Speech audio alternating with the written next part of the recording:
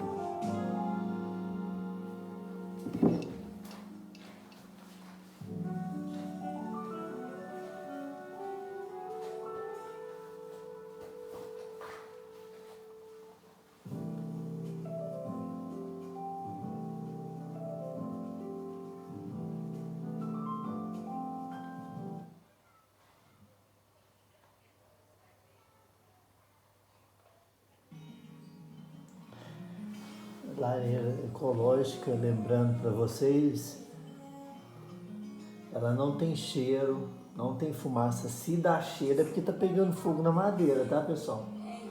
Viu, Alexandre? Lareira não tem cheiro nenhum.